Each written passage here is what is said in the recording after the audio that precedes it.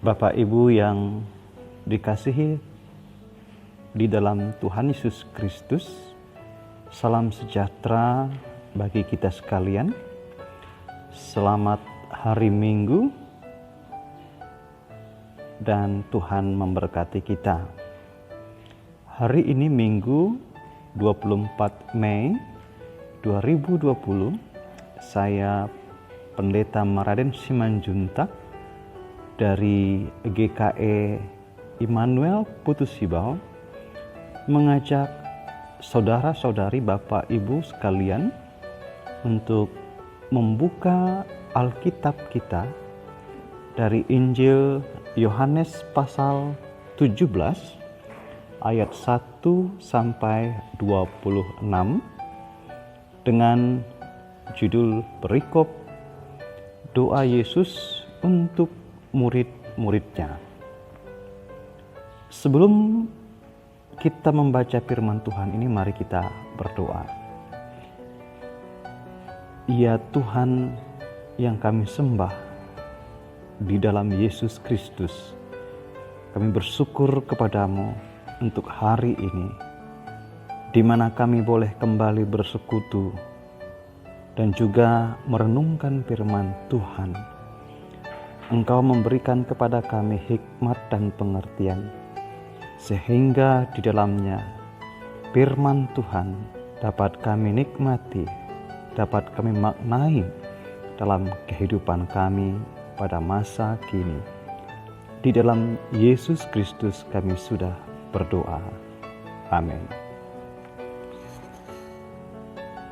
Bapak Ibu yang dikasihi Tuhan kita Yesus Kristus, Injil Yohanes pasal 17 ini berisikan doa Yesus sebelum Yesus ditangkap di Taman Getsemani. Di dalam doa ini ada 3 bagian yang penting. Yang pertama, Yesus berdoa untuk dirinya sendiri. Dalam ayat pertama sampai ke-5 kita bisa melihat bagaimana Yesus berdoa untuk dirinya sendiri. Kemudian pada bagian kedua ayat 6 sampai 19, Yesus berdoa untuk para murid-muridnya. Kemudian pada bagian ketiga ayat 20 sampai 27, Yesus berdoa untuk orang-orang yang percaya oleh pemberitaan para murid-murid tersebut. Apa tujuan doa Yesus ini? Pertama, Bapak Ibu, Yesus berdoa dengan tujuan agar orang percaya bersatu. Yesus berdoa agar semua orang yang percaya menjadi satu. Kata bersatu atau kesatuan ini tidak dalam pengertian organisasi belaka, namun kesatuan yang memiliki jenis yang sama dengan kesatuan Bapa dan Anak. Seperti Bapa dalam Anak dan Anak dalam Bapa, dan dengan demikian keduanya satu sehingga semua orang percaya dalam Kristus. Karena persatuan mereka dengan Anak, mereka juga bersatu dengan Bapa. Bukan pula kesatuan secara organisasi, karena orang-orang Kristen tidak akan pernah mengorganisir gereja-gereja mereka dengan cara yang sama. Mereka tidak beribadah kepada Allah dengan cara yang sama. Mereka melayani dengan kebiasaan dan praktek yang tidak sama. Namun, kesatuan orang Kristen harus melampaui semua perbedaan-perbedaan ini dan menyatukan orang percaya dalam kasih.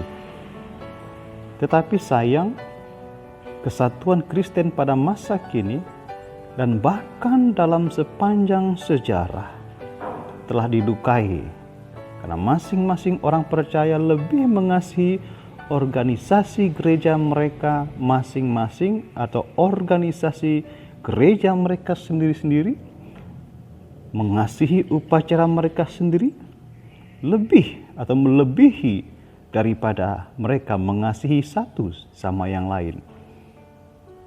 Hanya kasih yang ditanamkan dalam hati manusia oleh Allah yang bisa meruntuhkan, merobohkan penghalang-penghalang yang telah mereka dirikan di antara mereka dan di antara gereja-gereja mereka.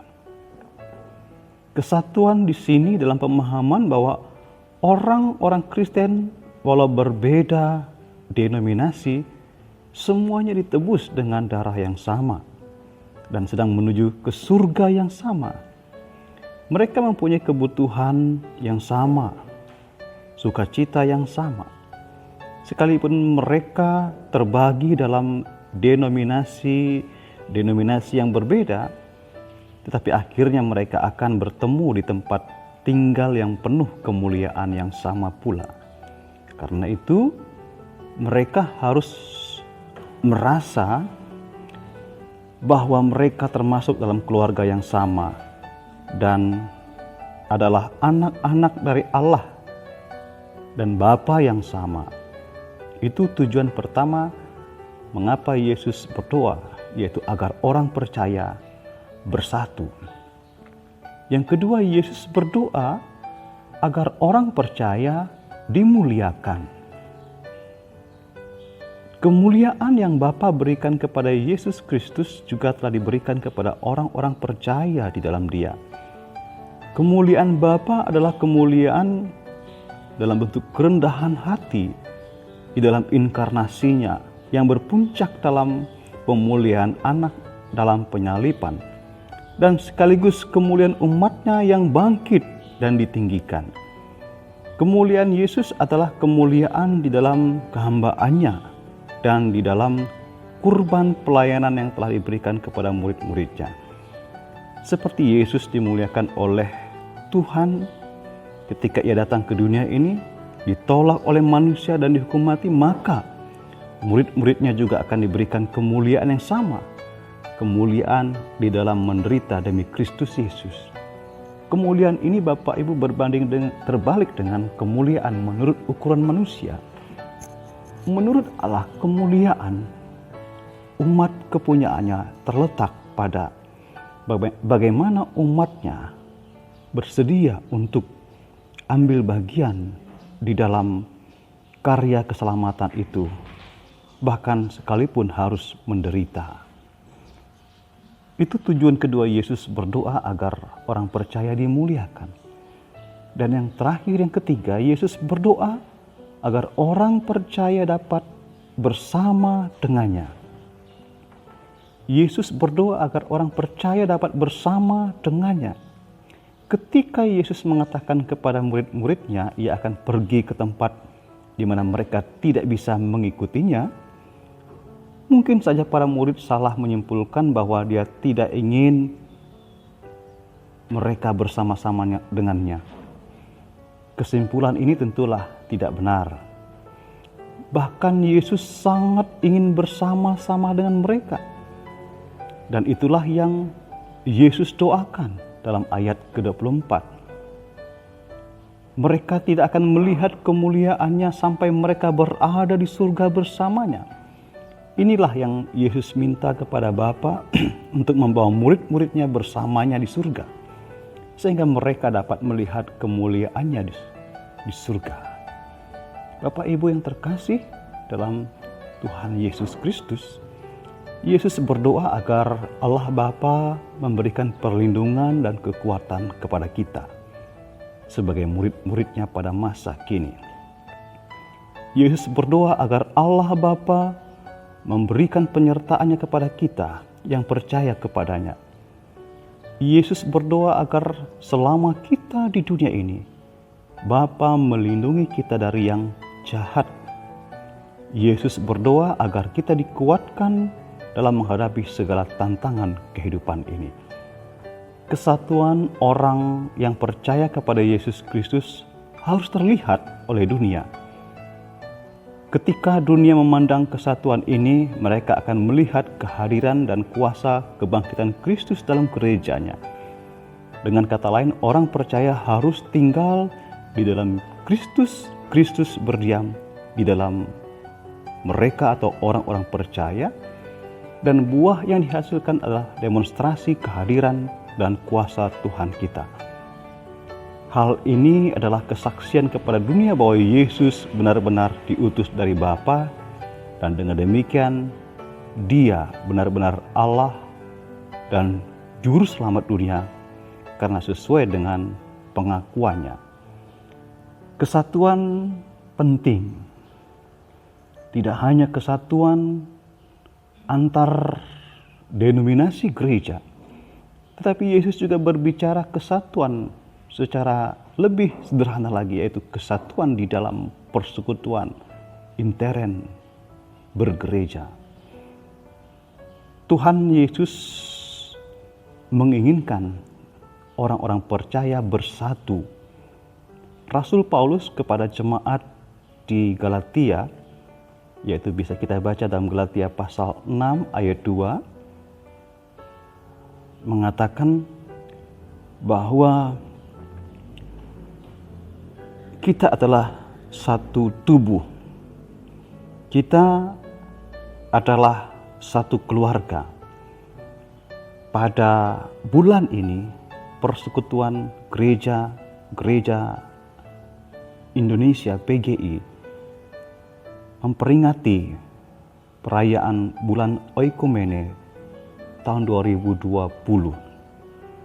PGI mengusung tema Satu Tubuh Satu Beban, dan subtema Jadilah Sahabat di Masa Susah dan Senang.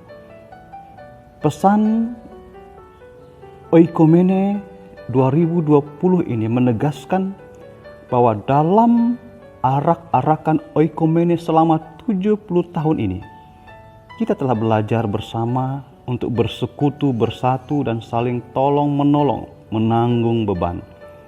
Bukan karena kita berkumpul bersama dalam satu gedung gereja atau berada di bawah satu bendera gereja, tetapi karena kita bersama-sama ada di bawah satu kepala gereja, yaitu Yesus Kristus yang adalah pemimpin kita.